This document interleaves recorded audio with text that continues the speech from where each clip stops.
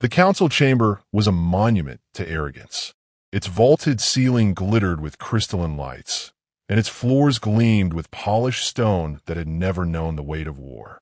Representatives of dozens of species filled the tiers, their voices a murmur of pride, disdain, and curiosity as the matter of Earth was brought to the floor. Humanity's entry into interstellar space had unsettled them, though few would admit it aloud. They spoke not of threat, but of novelty. In their eyes, Sol 3 was a curiosity, a primitive world that had stumbled into the stars without refinement. The speaker, a towering figure of feather and bone, spread his wings to silence the chamber. The humans, he began, seek recognition as a sovereign species. They wish to enter the fold of the galaxy, to stand as equals. The question is whether they are worthy. His words reverberated, translated instantly into 100 dialects. The hall erupted in laughter before he had even finished. The Dravian delegate, scales glistening in the crystalline light, slithered forward and hissed his contempt. They carry projectile weapons, speaker, slugs of metal hurled by controlled explosions. Can you imagine? In an age of antimatter warheads and gravitic lances, they cling to sparks and powder. His voice dripped with amusement, and others joined his derision. An Arachne general, her spindly body poised with predatory elegance, clacked her mandibles in agreement.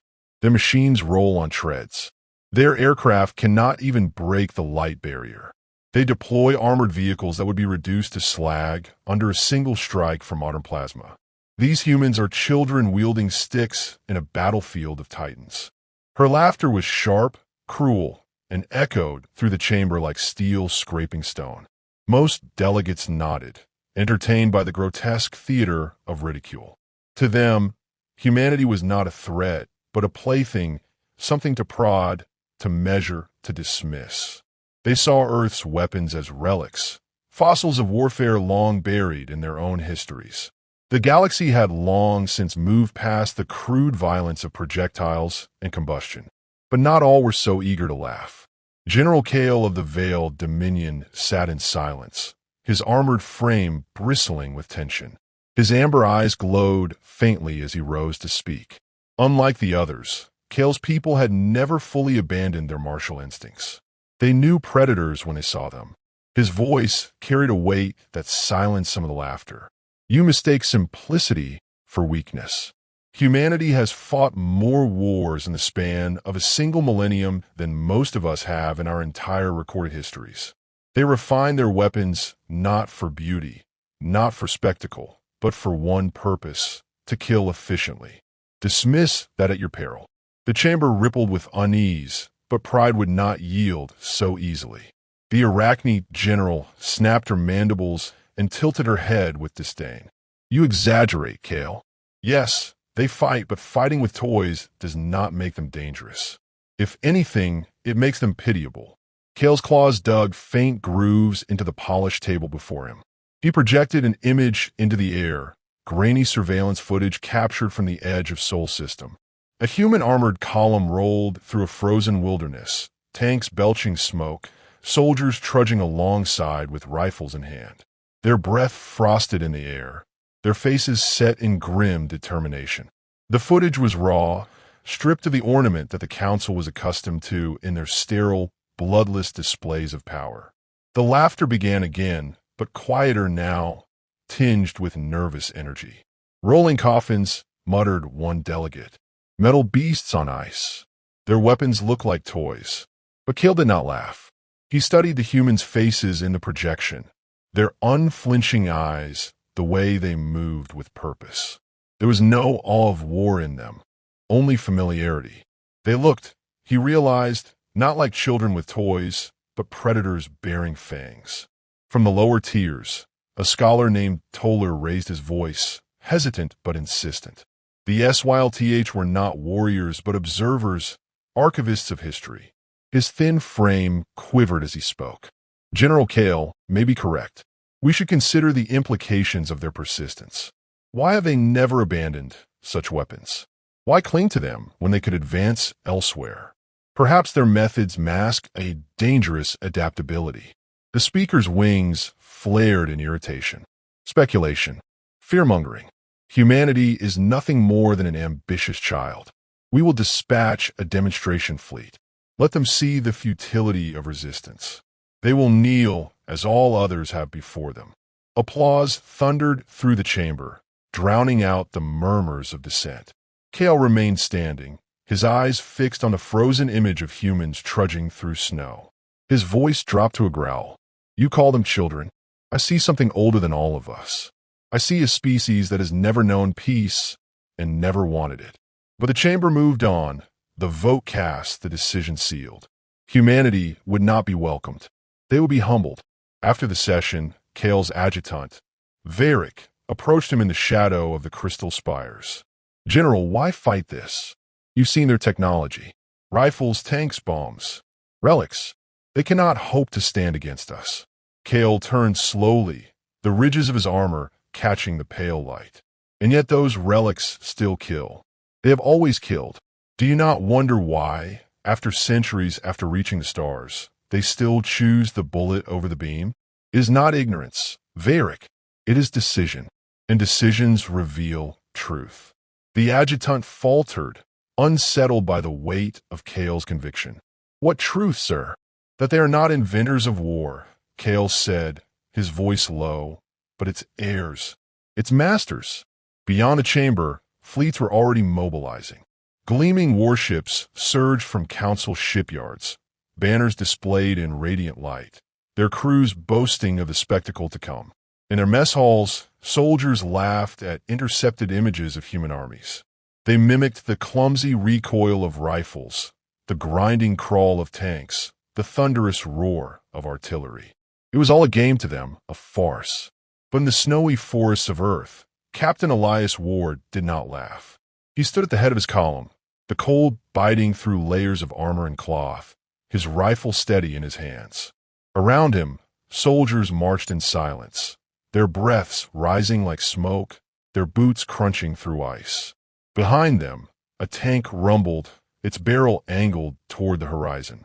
Ward looked upward at the gray sky, where he knew their watchers waited, and spoke to his men. They're coming. They think we're weak. Let them. The words settled over the column like steel. No one smiled, no one jeered. They tightened grips on weapons that had been mocked by the galaxy, weapons older than energy and fire, yet perfected across millennia of unbroken war. They were not relics. They were promises. Far above, the alien fleet burned toward Earth, radiant and sure of victory. On the ground below, Ward and his soldiers marched into the storm, their silence heavy with a truth the Council had not yet learned. Predators did not beg recognition. They earned it in blood. The alien fleet descended like a curtain of fire across the frozen wilderness. Their ships blazed with radiant shields, casting eerie halos of light that rippled against the gray sky. Snow flurries twisted violently in their wake, turning the forest into a blur of white and shadow. From the lead cruiser, General Arachne Keth prepared her forces, confident the engagement would end swiftly. Her long limbs clicked against the metallic floor as she surveyed the holographic projections of human positions. To her, they resembled scattered insects clinging to outdated shells of war. Crush them, she ordered, her mandibles spread in a predatory grin. Let the primitives understand the order of the galaxy. On the ground, Captain Elias Ward studied the growing brilliance in the heavens with an expression stripped of awe. He had seen the intelligence briefings, read the intercepted boasts of alien commanders who laughed at bullets and bombs.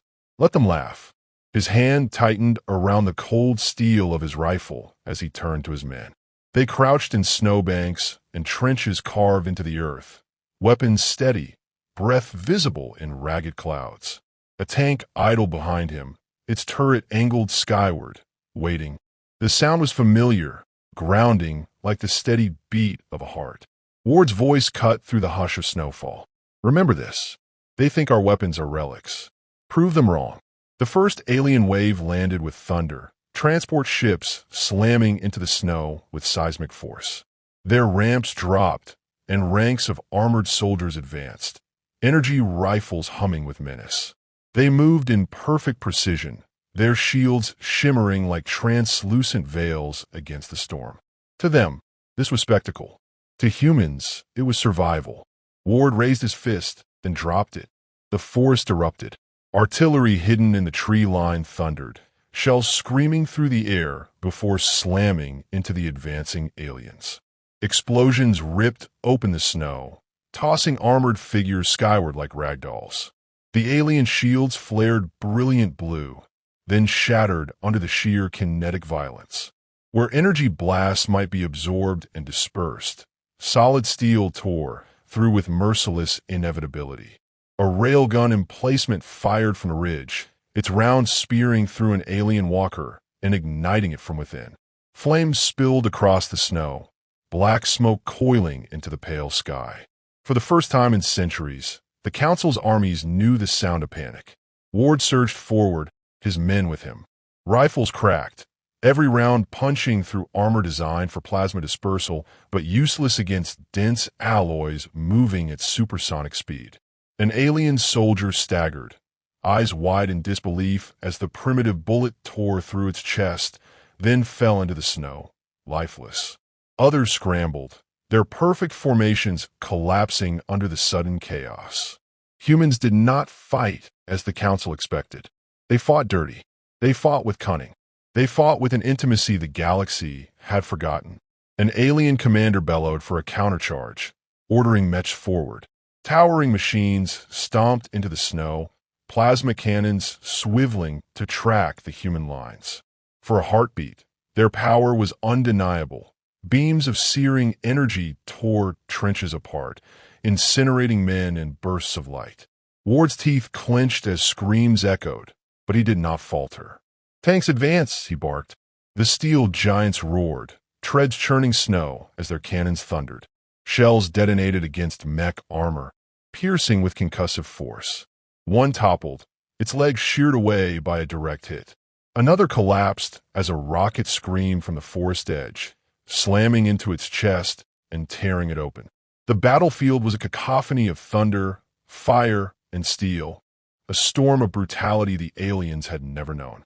From her vantage aboard the flagship, Arachne Keth's mandibles tightened in disbelief. Reports flooded in, shields breached, units overrun, mechs destroyed. The word repeated in every transmission: kinetic. She slammed a clawed hand against the console. Her amusement burned away, replaced by raw fury. Adapt. Close ranks. Press them. But even as she shouted, another report cut through. Her soldiers were breaking. Fear spread faster than orders. They had expected a pageant of dominance, not annihilation. Ward charged through the smoke, his rifle barking in steady rhythm. A round clipped an alien's shoulder, spinning it into the snow. He pressed forward, his squad covering his flanks, every movement precise. He had drilled them for this. Not against plasma, not against shields, but against overwhelming odds. Humanity had always fought uphill. They were forged in the crucible of losing, of clawing victory from the teeth of inevitability. He ducked behind a burned-out transport, signaling his men onward. His eyes burned with resolve. "We bleed them here," he said, voice ragged. "We show them what it means to fight us." A young private beside him, face smeared with soot and fear, glanced upward where alien ships still hovered. "Sir, what if more come?" Ward met the private's gaze, his own steady as stone. "Then we kill more, until they understand." The snow became a graveyard. Alien bodies lay scattered, their once shining armor cracked and stained. Fires burned where mechs had fallen, their husks smoldering in the frost. The air stank of smoke and blood. Human losses were heavy, but the line held. The line always held. And as alien troops faltered, retreating in confusion, Ward felt the shift. The tide was theirs. In orbit, Arachne Keth's rage boiled into disbelief. Never had her armies suffered such humiliation. Primitive weapons had torn through technology that was supposed to render them untouchable. The Council's arrogance had not only blinded them, it had doomed them. She stared at the casualty reports flashing across her console, each number a dagger in her pride. She spat a hiss through clenched mandibles. This is not possible. But even as she said it, she knew it was. The humans had proven it. On the ground, silence slowly replaced the thunder of battle. Snow drifted down again, soft and almost serene, blanketing the wreckage of fire and metal. Ward lowered his rifle, his breath heavy in the freezing air. Around him, his men regrouped, wounded tended, ammunition counted. Victory was theirs, but he knew better than to call it complete. This was only the first clash. The council would return, angrier, stronger, more desperate. He looked at the smoldering horizon and felt no triumph, only certainty. Humanity had been tested, and they had not broken. The galaxy would learn what Kale had tried to warn them. Humanity's so-called primitive weapons were not relics. They were the sharpened fangs of a predator that had just tasted blood. Ward turned to his squad, his voice cutting through the exhausted quiet. This was just their opening move. Next time, they'll bring everything. And so will we. His men straightened, weariness tempered by fire. They had faced the impossible and lived. The next battle would come soon, and they would be ready. The forest around them whispered with falling snow, as if holding its breath for the storm yet to come. General Arachne Keth had not slept since the battle in the frozen wilderness. Her mandibles worked furiously as she stalked across the command deck of her flagship, the air heavy with the bitter tang of failure. Every report replayed the same humiliation. Shields shattered, mechs toppled, disciplined ranks torn apart by weapons the galaxy had abandoned millennia ago. The council demanded explanations, demanded blood, but none of their words cut deeper than her own realization. She had underestimated the humans, and now the galaxy bled for it. She turned on her officers, her voice a serrated hiss. They will adapt no further. They will not. I will see these creatures extinguished before they become a plague. Yet even as she spoke, doubt slithered beneath her fury. The humans had adapted in ways her forces had never imagined. Could she stop them before it was too late? On Earth, Captain Elias Ward had buried too many men in the snow. The cost of the first battle was written across every survivor's face. Grief, exhaustion, but also something far more dangerous. Resolve. He stood among them in the makeshift command post, a scarred tent lit by flickering lamps. Maps were spread across a frozen table, lines marked in red and black. Around him, his officers argued over supplies, ammunition, and defensive positions, but Ward's eyes stayed fixed on the larger truth. The aliens would not retreat forever. They would return, stronger, angrier, and desperate to reclaim their pride. He could not allow humanity to be caught flat-footed. We have to be faster than them, he said finally, silencing the tent. Every day they study us. Every day we change. If they expect rifles, we give them artillery. If they expect tanks, we hit them with drones. If they expect trenches, we bleed them in the cities. They adapt slowly. We adapt instantly. That is how we win. The words carried through his officers like fire through dry brush. Humanity had always been a species of improvisation, of turning desperation into innovation. From stone blades to railguns, from bows to orbital drones, the pattern was clear. Survival through adaptation. Ward leaned closer to the map, his voice a low growl. We fight them on every front, and we make them fear the very ground they walk on. The next wave of the war came quickly. Alien fleets surged across the solar system, determined to prove their superiority. Cities were bombarded, skies torn open with fire. But unlike other species crushed beneath the Council's heel, humanity refused to break. Tanks rolled from factories in endless columns. Artillery thundered across continents, and swarms of drones darkened the skies. Every battlefield became a crucible, every loss a lesson. Where one weapon failed, another rose sharper. Where one tactic faltered, another replaced it within hours. Ward's soldiers became masters of misdirection, luring alien forces into ambushes, striking at supply lines, turning terrain into a weapon. On a shattered plain in Eastern Europe, Arachne deployed her newest weapons, bioengineered shock troops designed to overwhelm human defenses with claws and strength far beyond flesh and bone. They dropped from the sky in shrieking hordes, tearing into armored vehicles and scattering infantry. For a moment, it seemed victory was within her grasp. Then the ground erupted. Mines detonated in sequence. Artillery shells rained from concealed batteries, and disciplined rifle fire cut the monsters down with relentless precision. Where plasma might have failed, steel and lead tore through even engineered flesh. The field became a slaughterhouse, and Arachne watched in disbelief as her most terrifying soldiers fell like any others. Ward strode among the wreckage after the smoke cleared, his boots crunching over alien corpses. He paused beside one of the fallen creatures, studying its grotesque form. "They think power wins wars," he muttered to his lieutenant, a hard-eyed woman named Grant. "But wars are won by will, and our will is endless." Grant said nothing, but her nod was enough. They both knew the truth. Humanity was no longer merely defending Earth. They were shaping themselves into the galaxy's executioners. The Council reeled from one defeat after another. Reports of human victories spread like wildfire, shattering centuries of complacency. Worlds that had once scoffed at Earth now whispered to the humans with dread. Kale, the veiled general who had warned them, stood in the council chambers once more, his amber eyes burning with vindication. "You mocked their weapons," he growled. "Now you face extinction by them. You thought them relics, yet those relics are hammers striking at your throats."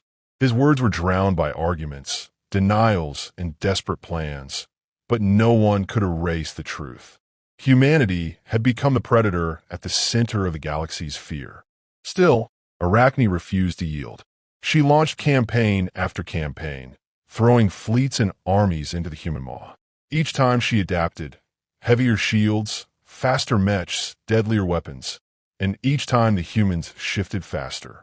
They turned their tanks into mobile fortresses, their drones into swarms that tore through the sky like locusts, their artillery into storms that shattered alien formations before they could even advance. It was not simply technology that drove them, but ingenuity, discipline, and a ruthless refusal to die. Ward became a symbol to his men, his presence a rallying point in the chaos. He fought at the front, his rifle never idle, his eyes always searching for the next way to twist the enemy's expectations. He slept little, ate less, but his resolve never wavered. Soldiers whispered his name with reverence, not because he was invincible, but because he endured alongside them, carrying the same weight, the same scars. In him, they saw the embodiment of humanity's will, a leader who would not stop until the last alien threat was crushed. The war spread beyond Earth. Human fleets, once laughably small, grew with terrifying speed. They captured alien vessels, studied them, then re-engineered them with brutal efficiency.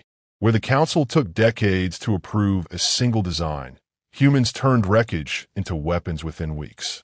Soon, their ships prowled the edges of alien space, striking at convoys, ambushing patrols, sowing terror in places the Council had thought untouchable. Arachne watched this escalation with growing horror. Every plan, every adaptation, fell to the same truth. Humanity was faster, hungrier, and utterly unafraid of blood. She stared at the latest battle report, her claws trembling. For the first time in her long life, she understood fear, not of death, but of irrelevance. The galaxy she knew was ending, and the humans were writing its final chapter in steel and fire. On the ground, after another battle, Ward stood amidst the ruins of a conquered alien fortress. His men were bloodied, battered, but alive. He looked at the sky, where human ships now burned with captured alien engines, and let the weight of it settle on him. "We're not just surviving anymore," he said quietly to Grant. "We're changing the galaxy." His words were not boastful, but a promise. Humanity had tasted victory, and it would not be sated until the threat of the Council was erased forever. The wind howled through the shattered walls, carrying with it the stench of smoke and death. Ward closed his eyes for a moment, allowing himself the briefest silence. Then he opened them again, steel-hard and unflinching. The war was far from over. The enemy still stood, and until they fell, there would be no rest. The final offensive began under a sky torn apart by fire. Human fleets stretched across the void, their hulls scarred but unyielding, their weapons bristling with the scavenged bones of alien technology reforged into something brutal and efficient. Every ship carried the weight of vengeance, every soldier the memory of Earth's near destruction. At the heart of it stood Captain Elias Ward, now promoted to commander, his face weathered by months of relentless war. He stood on the bridge of a captured alien dreadnought, its sleek corridors stripped of ornament and re-engineered for human use. Before him, the galaxy's last great fortress glowed against the dark, a citadel world of the Council, ringed with fleets, proud even in desperation. Ward's voice was calm, iron beneath the words. This ends tonight. Across the command networks of the fortress, General Arachne Keth issued her final orders. Her mandibles quivered, not with fear, but with the terrible clarity of one who sees the end written ahead. She had spent her life believing in the superiority of her kind, in the eternal dominance of the Council's way. Yet every battle had eroded that certainty. Now, as she looked upon the endless swarm of human ships, her claws tightened on the rail. If we fall, she rasped to her officers, we fall with fire. She had no illusions left. The war was lost, but pride demanded resistance until the last breath. The fleets collided with a fury the galaxy had never witnessed. Alien plasma fire streaked through the void, incandescent rivers of destruction. Human cannons answered with railgun slugs and missile swarms. The silence of space broken by the thunder of weapons designed not for elegance, but for finality. Alien shields, once a source of smug assurance, shattered under the pounding hail of kinetic fire. Dreadnoughts cracked in half, their glowing cores torn apart by missiles launched from swarms of jury-rigged fighters. For every human ship lost, 2 more surged into the breach. The tide was inevitable. Ward moved like stone amid the chaos, his commands precise, his resolve unshaken. Every casualty weighed on him, every flare of dying ships etched into his soul, yet he pressed onward. He knew hesitation would mean survival for the enemy, and survival meant they would return. The Council had mocked humanity, had scorned their weapons and their will. Now, there could be no half measures. Only extinction would prevent the cycle from beginning again. His officers exchanged grim looks, but carried out his orders. None questioned the necessity. They had all seen what the Council had done to weaker species. They would not allow Earth to become another cautionary tale in alien archives. On the planet below, the war turned savage. Human forces landed in waves, tanks grinding across alien soil, artillery blasting fortresses apart. Drones swarmed through cities, cutting down defenders in alleys and plazas. Alien civilians fled into the ruins, their voices raised in panic, their illusions of invincibility shattered forever. Ward's soldiers moved with cold precision, their faces grim but unyielding. They had suffered too much to show mercy now. The Council had unleashed this war. Humanity would finish it. Arachne led her remaining troops into the streets, her once proud armies reduced to scattered bands of survivors. Plasma cannons shrieked, claws tore through steel, but every effort was answered by a storm of bullets, shells, and fire. She fought with desperation, her mandibles dripping with fury as she cut down men with her own claws. Yet even in the heart of battle, she knew the truth. For every human who fell, another rose, and another still. Their resilience was endless, their will unbreakable. Her warriors faltered, their courage drowned beneath the relentless tide. She roared above the din, but her voice was swallowed by the thunder of tanks rolling over shattered streets. Ward stepped onto the alien capital's central square, his boots crunching over debris and corpses. Smoke choked the air, flames licked at broken spires. His rifle hung at his side, but his eyes were sharp, unyielding. Grant moved at his shoulder, her face streaked with soot and blood. Around them, human banners were raised where alien insignias once stood. Soldiers cheered, but their voices carried more exhaustion than triumph. Ward did not raise his arms, did not bask in victory. He looked at the alien city burning and felt only the weight of inevitability. "It's done," Grant murmured, though her tone betrayed no joy. "They can't come back from this." Ward's reply was cold, final. "They won't." High above, the last of the Council fleet disintegrated under the barrage of human guns. Arachne's flagship was torn apart, its hull splitting in a blossom of fire and silence. She remained at her station until the end, mandibles clenched, eyes burning with a hatred that would never find release. Her last sight was of human ships cutting through the void like predators unleashed. Then there was nothing but darkness. When the smoke cleared, when the fires began to die, the galaxy was changed forever. The Council's armies were gone, their leaders slain, their cities toppled. Entire civilizations, once masters of the stars, were left in ruins. Humanity stood ascendant, scarred but unbroken. They had been mocked as primitives, derided as relics, dismissed as children with toys. Now they were feared as extinction made flesh. Ward walked among the ruins, his men saluting as he passed, their eyes haunted by what they had wrought. He paused at the steps of the alien palace, its grand doors shattered, its halls desecrated. In that silence, he whispered words that were carried only by the wind. "You should have left us alone." In the months that followed, the galaxy reeled.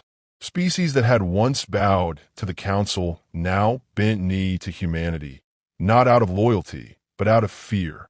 Human fleets patrolled systems once untouchable, their presence a reminder of what resistance would bring. The weapons mocked as obsolete became symbols of terror. Railguns, tanks, rifles, artillery. Words once synonymous with antiquity became synonymous with annihilation. The lesson was seared into history. Nothing was more dangerous than the weapons humanity had never abandoned. Ward remained at the forefront, but victory did not bring him peace. His men looked to him as a hero, yet he felt only the burden of what they had done. He had not fought for conquest, but for survival, and survival had demanded extinction. He stood alone one night on the balcony of the captured palace, the alien city smoldering below, and let the cold wind wash over him. Grant found him there, her steps quiet. "We won," she said softly, almost as if she needed to remind him. Ward shook his head, his voice low. "No, we ended them. That's different." He did not smile, nor did he weep. He simply turned back to the horizon, where the stars stretched endless and waiting. The galaxy whispered of humanity with fear and awe, their names etched into the annals of history not as conquerors, but as executioners. And in the silence of space, where no laughter of mockery remained, only one truth endured. The weapons the galaxy had scorned were the weapons that had remade it.